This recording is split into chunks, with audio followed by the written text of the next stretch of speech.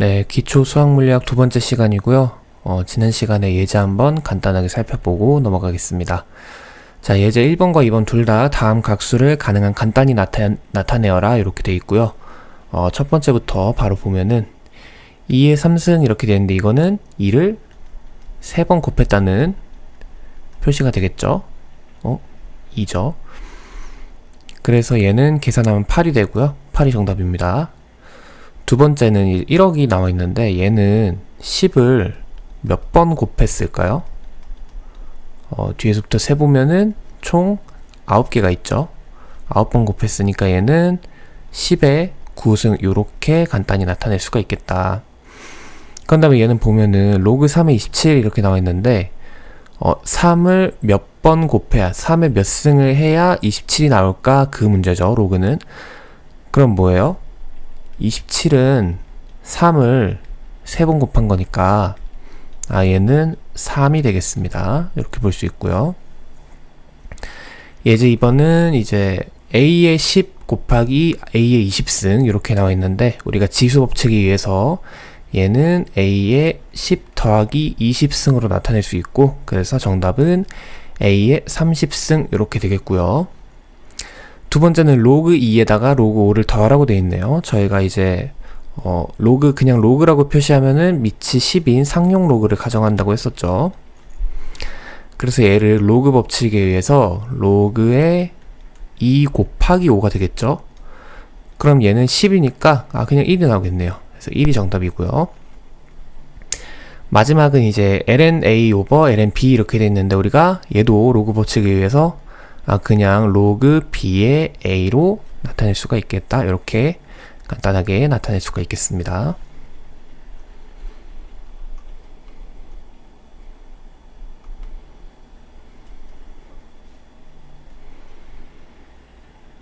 네, 로그 함수 예제로 넘어가서요.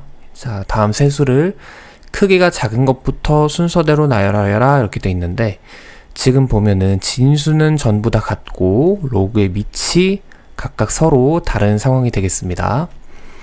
우리가 이걸 직관적으로 이해를 하면은 2를 몇 번 곱해서 10을 만드는가 3을 몇 번 곱해서 10을 만드는가 4를 몇 번 곱해서 10을 만드는가 하면은 바로 대소관계가 나오죠. 요렇게 되는 거고 잘 모르겠습니다 하면 이제 로그 함수의 그래프의 개형을 한번 살펴봅시다. 오른쪽에 살짝 그리면은 우리가 로그 함수 그래프 개형 보면서 만약에 얘가 로그 2의 x라면은 요 진수가 커짐에 따라서 어떻게 됐어요? 1을 중심으로 해서 왼쪽은 커지고 오른쪽은 작아지고 만약에 2보다 작은 밑에 대해서는 어떻게 됐어요? 이런 식으로 그래프가 그려졌었죠. 그래서 10은 이쯤에 있을 거니까 여기서 비교를 해보면은 얘가 만약에 3이라고 합시다. 그럼 얘가 로그 몇의 x예요? 얘가 로그 4의 x고요. 얘가 로그 2의 x에 해당하는 게 되겠죠.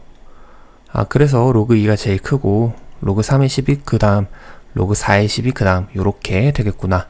요렇게 한번 생각을 해볼 수도 있겠습니다. 그리고 이제 두 번째 문제를 보면은 요렇게 생긴 로그 함수에서 y가 6 증가하고 싶대요. 그때 x는 몇 배가 됩니까? 요렇게 나와 있네요. 로그 2를 그냥 간단하게 0.3으로 계산하라고 하고요.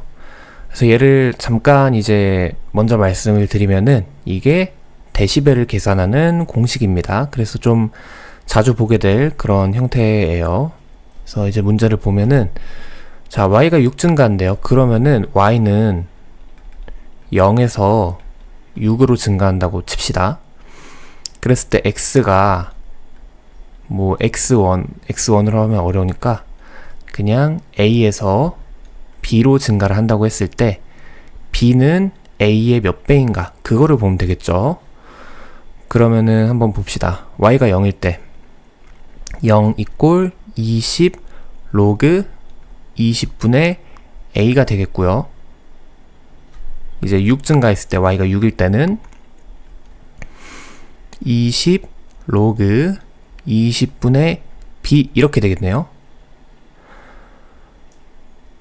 그랬을 때 여기에서 얘를 한번 빼줘 봅시다. 빼주게 되면은 좌변은 어떻게 돼요? 그냥 6이죠. 오른쪽에서 20에다가 묶어 볼게요. 로그 20분의 b 마이너스 로그 20분의 a 요렇게 나옵니다. 근데 얘는 20을 좌변으로 넘기면은 얘가 0.3이 되죠. 그런 다음에 로그 20분의 b 마이너스 로그 20분의 a래요. 그러면은 로그 20분의 b 나누기 로그 a 나누기 20 이렇게 되겠죠. 20, 20 사라지고 얘가 로그 2인 거잖아요. 그러면은 b가 2a일 때 요렇게 얘가 성립이 되겠죠. 왜냐면 0.32 로그 1이면 여기서 그래서 2배가 커지면 됩니다. 정답은 2배 요렇게 계산할 수 있겠습니다. 우리가 사실 dB는 알아서 다 계산을 해주기는 하는데 그럼 뭐 꼭 이제 데시벨뿐만 아니라 여러가지 그런 음향공학적 개념에서 로그가 자주 등장을 하니까요. 이 부분은 확실하게 알고 넘어가시는 게 좋겠습니다. 그래서 오늘 나갈 내용 한번 살펴봅시다. 오늘 삼각 함수에 대한 얘기를 할 건데 이것도 굉장히 중요한 개념 중 하나입니다. 그래서 같이 한번 봅시다. 삼각 B부터 합시다. 정의를 보면은 직각삼각형의 직각이 아닌 한 각의 크기에 따라서 결정되는 빗변과 다른 변의 길이의 비가 삼각 B가 되겠습니다. 그래서 잠깐 살펴보면은 여기서 이렇게 왼쪽에 직각삼각형이 있는데 직각이 있고요. 근데 직각이 아닌 한 각, 이 크기를 우리가 세타라고 한번 정의를 해보자는 거예요. 그랬을 때 변 간의 길이의 비, 뭐 예를 들면은 r분의 y, r분의 x 이런 것들을 우리가 삼각 B라고 보게 됩니다. 그러면은 삼각형의 크기에 따라서 삼각 B가 달라지는 거 아닙니까? 그래서 봤을 때 직각이 아닌 한 각의 크기가 서로 같은 두 직각삼각형은 AA 닮음이래요. 닮음. 그렇기 때문에 삼각 B가 일정하게 됩니다. 이게 뭔 소리냐? AA 닮은 뭐예요? 삼각형이 두 개가 있는데 꼭 직각삼각형이 아니더라도 얘가 세타1, 세타2라고 하고 얘도 세타1, 세타2라고 했을 때 요 두 각의 크기가 같으면은 이 삼각형은 서로 닮아 있다 이렇게 볼 수 있는 거죠. 닮아 있으면 어떻게 됩니까? 이 길이에 대해 이 길이는 이 길이 대 이 길이, 이 길이 대 이 길이 이런 식으로 변하게 되겠죠. 그래서 아래에서 살펴보면은 왼쪽은 한 변의 가로변이라고 할게요. 가로변의 길이가 x인데 가로변의 길이가 2x로 변했대요. 그러니까 닮은 비가 1대 2인 두 직각삼각형이 있는 거예요. 그럼 세로변의 길이도 똑같이 2배가 돼야 되고 빗변의 길이도 똑같이 r이 2r 이렇게 2배가 돼야겠죠. 그렇기 때문에 우리가 삼각 B라는 건 뭐라 그랬어요? 변간의 길이의 비잖아요. 변간의 길이의 비가 x분의 y이든 간에 2x분의 2y이든 간에 똑같은 값을 나타내겠죠. 그렇기 때문에 삼각 B는 각의 크기만 주어지면 일정합니다. 그래서 여러가지 삼각 B의 정의를 보면은 얘는 사인 세타를 우리가 r분의 y, 빗변의 길이 분의 높이의 길이 이렇게 보고요. 그런 다음에 오른쪽에서도 2r분의 2y로 정의가 되겠죠. 코사인은 빗변 분의 가로 길이입니다. 그래서 오른쪽에서도 똑같이 나오고요. 탄젠트는 가로분의 세로 이렇게 됩니다. 그래서 이 정의들은 여러분이 잘 알고 있으셔야 돼요. 삼각비라는 거는 이렇게 정의가 되는 거구나. 그리고 각이 하나가 주어지면은 얘가 셋하고 얘도 셋하면은 그 삼각형의 크기가 어떻든 간에 삼각비는 일정하게 나오는구나. 그걸 우리가 알 수 있겠습니다.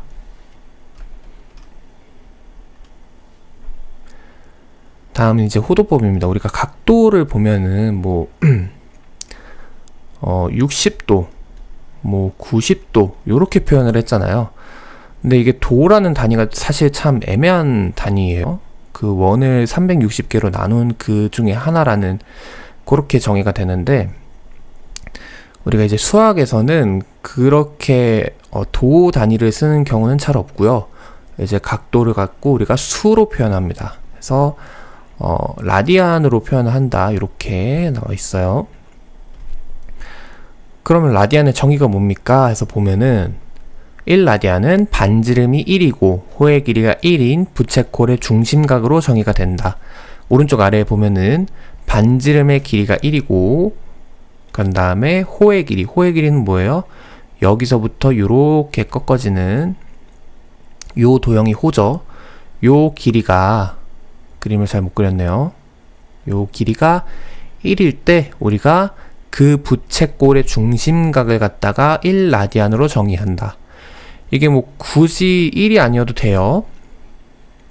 얘가 만약에 2고 2다. 그럼 얘도 서로 닮은 도형이기 때문에 요 호의 길이가 2가 되거든요. 그러면은 여기를 1라디안 이렇게 부를 수 있는 겁니다. 하여튼 간에 반지름의 길이와 호의 길이가 같을 때 그 부채꼴의 중심각의 크기가 1라디안으로 정의가 됩니다. 그래서 우리가 보통 이제 360도라고 하죠. 원이 이렇게 있을 때 원도 부채꼴의 일부죠. 요렇게 했을 때 얘가 360도죠. 근데 이때 보면은 반지름 1이라고 해봅시다. 호의 길이는 어떻게 돼요? 요 호의 길이는 2파이가 되죠. 그렇기 때문에 2파이 라디안 이꼴 360도라는 요 관계를 가지게 됩니다. 태생적으로. 그래서 요 관계로 우리가 변환을 할 수가 있겠다. 그러면 1라디안을 직접 계산해보면 어떻게 될까요? 여기서 2파이를 360도에 나눠주면 되겠죠. 그래서 1라디안은 57.3도 정도 된다고 합니다. 우리가 약간 좀 직관적으로 생각을 해봐도 정삼각형 있죠. 정삼각형이 이렇게 있는데 여기에 한 변을 이렇게 살짝 잡아 늘렸다고 생각해봐요. 이렇게 살짝 잡아 늘려가지고 부채꼴의 한 형태를 만들었다고 생각해봅시다. 그럼 정삼각형에서 얘가 60도였는데 60도보다 살짝 작아지겠죠. 그냥 대충 그런 식으로 우리가 상상을 할 수도 있겠다 이 말입니다. 그래서 1라디안은 대충 60도보다 살짝 작다 이렇게 생각하시면 되고요. 근데 이제 우리가 적을 때는 보통 이제 라디안 단위를 생략합니다. 우리가 그냥 수로, 그러니까 각도라고 하는 우리가 단위가 있는 그런 거에서 수로 취급을 하게 되는 거예요. 그래서 각을 가지고 우리가 수로 취급할 수 있는 게 호도법이었습니다.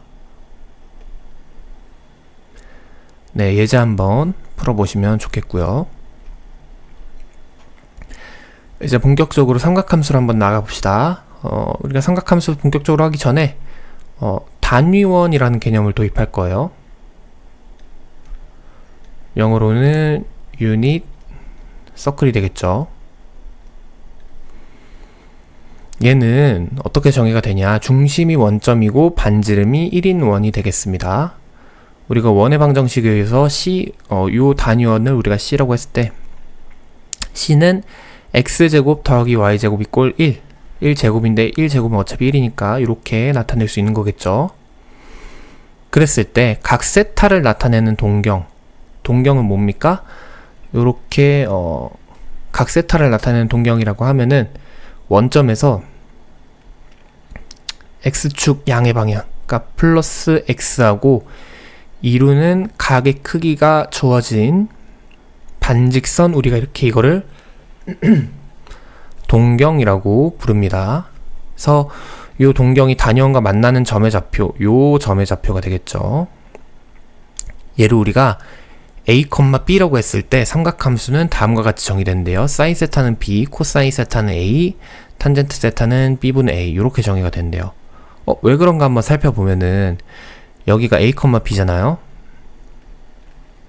그렇게 했을 때 여기서 이렇게 수선을 내리게 되면은 우리가 삼각함수의 정의에 의해서 사인 세타 1은 요 길이는 원의 반지름이기 때문에 1이고요. 그 다음에 요 길이는 y좌표 b1이 되겠죠. 그래서 여기가 b1이 되겠고요. 이 길이는 a1이 되겠죠. 그래서 사인 세타 1은 빗변분의 높이 해서 b1이 되고요. 그 다음에 코사인 세타라고 하면은 1분의 a1 해서 a1이 되고요.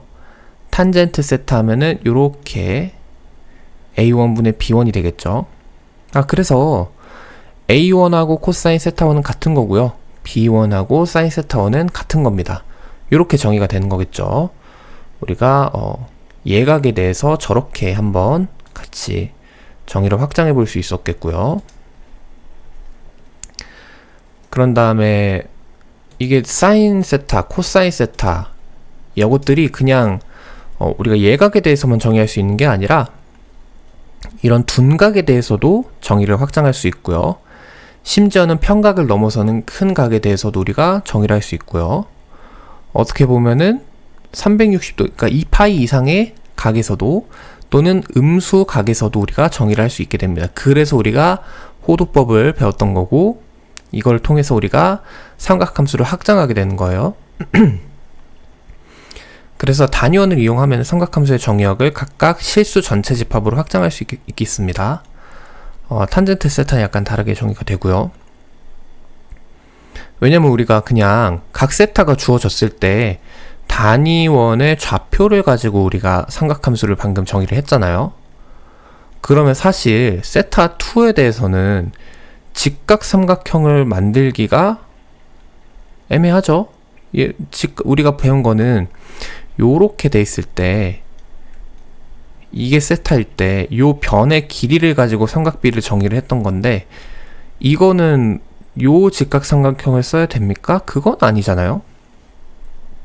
그렇기 때문에 우리가 요 단위원 상의 점의 좌표를 가지고 우리가 삼각비의 값을 그러니까 삼각함수의 정의역을 확장하게 되는 겁니다. 치역도 확장이 돼요. 음수까지 갈 수 있어서. 여기가 사인 세타가 음수인 구간이고요. 여기에 코사인 세타가 음수인 구간이겠죠. 그래서 이런 식으로 우리가 삼각함수의 정의역을 확장을 하게 되는 겁니다. 잠깐 짚고 넘어가자면 탄젠트 세타의 정의역이 왜 이렇게 정의가 됩니까? 하면은 만약에 세타가 90도라고 쳐봐요. 2분의 파이면은 탄젠트 2분의 파이는 우리가 a 분의 b로 정의가 돼야 되는데 a가 0으로 수렴하는 상황이잖아요, 지금. 그렇기 때문에 얘는 정의가 되지 않습니다. 정의되지 않음. 반대로 이쪽에서도 우리가 a가 0으로 수렴하는 상황이 되기 때문에 여기서도 정의가 되지 않습니다. 여기선 당연히 정의가 되겠죠, 0으로. 그런 차이가 있어요.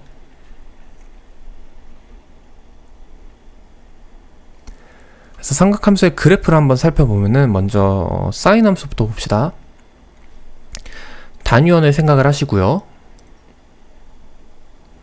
그런 다음에 각 세타가 이렇게 돌아간다고 점점 커진다고 생각을 해보세요. 그럼 사인 세타는 뭐였어요? 요 점에 y좌표였잖아요. y좌표였기 때문에 점점 커졌다가 1 찍고 나서 내려오고 다시 음수로 가서 작아졌다가 마이너스 1 찍고 다시 올라오는 그런 그래프가 될 것 같아요. 그래서 실제로 보면은 0에서 출발해 봅시다. 0에서 출발했을 때 올라가면서 1 찍고요. 내려옵니다. 마이너스 1 찍고 다시 올라갑니다. 그 다음에는 각이 이 파일을 넘어서 다시 이렇게 오는 거니까 여기서 다시 똑같은 모양으로 그래프가 그려지겠죠. 주기성을 갖게 되는 겁니다.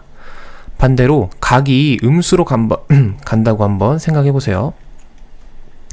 그럼 반대로 y좌표가 내려갔다가 마이너스 1 찍고 올라왔다가 이렇게 되겠죠. 한번 보면은 음수 쪽으로 가봅시다. 내려갑니다. 마이너스 1을 찍고 올라갑니다. 1을 찍고 다시 내려오고 이쪽에 똑같이 이런 식으로 그 전 주기가 그려지게 되는 거고요. 그림 되게 이상하네요. 자, 이번엔 코사인을 봅시다. 코사인은 이 점의 x좌표였죠. 각이 커질 때 1에서 출발해서 점점 내려옵니다. 그러다가 마이너스 1을 찍고 다시 올라갈 거예요. 한번 보면은 1에서 출발을 합니다. 내려갑니다. 마이너스 1 찍고 올라가요. 반대 방향은 1에서 내려갔다가 올라왔다가 이렇게 정의가 되는 거겠어요. 크게 어렵지 않죠. 그래서 사인 함수하고 코사인 함수는 모양 자체는 똑같아요. 그게 얼마나 차이나 있냐, 그 위상의 차이가 있다고 하는데 그런 차이가 있을 뿐이지 개형 자체는 똑같습니다. 근데 이제 탄젠트 세타는 조금 다르죠. 탄젠트는 우리가 이 점에 x좌표 분의 y좌표였잖아요. 그래서 여기 이 1사분면에서 보면은 양수 나누기 양수죠. 그래서 양수입니다. 양수인데 분모는 작아지고 분자는 커지는 꼴이죠. 그래서 무한대로 발산을 합니다. 무한대로 발산을 했다가 0 근처에 가서 정의가 되지 않고요. 이 점에선 정의가 되지 않고요. 탄젠트는. 그 다음에 여기서는 분모가 음수고 분자가 양수죠. 제2사분면에서는. 그래서 음의 무한대에서 이렇게 올라오고요. 똑같이 여기서는 음수분의 음수기 때문에 양수로 올라갑니다. 여기서는 양수분의 음수기 때문에 음의 무한대에서 이렇게 올라오고요. 이런 식으로 탄젠트 세타가 탄젠트 x의 그래프가 이렇게 그려지게 되는 겁니다.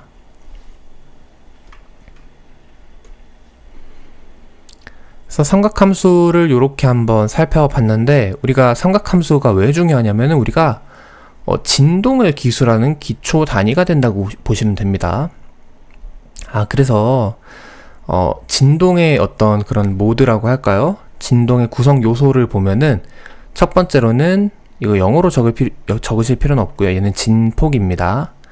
진폭 또는 강도 이렇게 볼 수 있겠어요. 앰플리튜드를 A라고 하고, 그런 다음에 주파수 프리퀀시를 F라고 정의를 하고, 우리가 신호라고 생각을 하면은 시간에 따라서 값이 변하는 거잖아요. 그래서 지난 시간 t에 대해서 t 그리고 위상이 있어요. 위상은 뭐냐면은 아까 우리가 그래프를 보면은 0에서 출발했잖아요. 사인 그래프가. 근데 얘가 평행 이동을 하는 겁니다. 좌우로. 그 평행 이동하는 그 값을 우리가 위상으로 정의를 하게 되는 거예요. 위상, 얘는 P라고 있습니다. P를 이용해서 나타내면은 다음과 같이 나타낼 수 있대요. 진폭은 곱해줘야 되고요. 그 다음에 주파수, 시간, 위상 요렇게 들어가게 되는 거예요. 여기서 잠깐 짚고 넘어가자면은 2πf를 우리가 2πf를 우리가 오메가라는 하나의 문자로 추격해서 얘를 각 진동수 요렇게 부르기도 합니다. 그래서 얘를 한번 뜯어보면은 삼각함수, 기본 삼각함수의 그래프가 요렇게 사인 그래프 요렇게 있다고 해봐요. 근데 얘가 진폭이 이렇게 커진대요. 진폭이 커지려면은 Y축 방향으로 확대를 하면 되니까 여기에다가 A를 그냥 단순히 곱해주는 거고요. 그런 다음에 주파수라는 건 뭐예요? 시간에 따라서 진동한 횟수잖아요. 그렇기 때문에 시간하고 진동수를 곱해주는 건데, 여기에서 원의 한 주기, 그러니까 얘가 요렇게 돌아오는데 걸리는 시간의 우리가 진동수에 영향을 받는 거니까 여기서 2파이를 곱해주는 거고요. 그 다음에 출발점을 지정을 해주는 거죠. 나중에 진동에 대해서 좀 더 자세히 볼 때 다시 한번 나오니까 걱정하지 마시고, 이런 식으로 표현할 수 있구나. 그래서 사인 t의 그래프를 이제 정의역이 t로 변했죠. 시간에 대해서 보겠다 이거예요. y축의 방향으로 확대 축소하려면 a를, x축의 방향으로 확대 축소하려면 f를, x축의 방향으로 평행 이동하려면 p를 조절하면 되겠습니다. 그런 다음에 p가 파이가 될 때 사인 함수와 코사인 함수의 위상이 반전된다 이렇게 표현을 해요. 무슨 소리냐면은, 자, 우리가 사인만 봅시다. 그냥 사인 세타라고 하면은 원래는 요렇게 생긴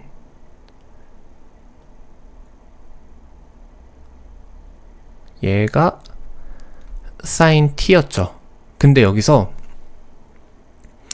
한번 p를 움직여 봅시다. 움직이게 되면 어떻게 됩니까? 파이만큼 움직이면은 얘가 요 점이 여기에서 이렇게 출발하는 거죠. 그럼 보면은 삼각함수가 완전히 뒤집힌 꼴이 되죠. 원래 색깔로 한번 구분해 봅시다. 원래는 요렇게 돼 있는 그래프였는데 얘가 지금 같은 시간에서 봤을 때 이렇게 변한 거잖아요. 그래프의 꼴이 서로 반전이 됐죠. 그래서 우리가 이거를 위상이 반전됐다 이렇게 표현을 하게 되는 겁니다. 그래서 여기까지 삼각함수 한번 살펴봤고 예제 한번 풀어보시면 되겠고요. 이제 삼각함수 이제 사실 고등학교에서 나오기는 하는데 좀 안 쓰다 보니까 잊어버리신 분들도 많을 겁니다. 그래서 다시 한번 살펴보시고, 아까 말했듯 이제 삼각함수 같은 경우는 진동을 기술하는데 굉장히 중요한 역할을 하기 때문에 삼각함수 정도는 정확하게 알고 적어도 요 그래프 개형만이라도 좀 정확히 알고 계시는 게 좋지 않을까 그렇게 생각을 합니다. 네, 이번 시간 여기까지고요. 수고 많으셨습니다.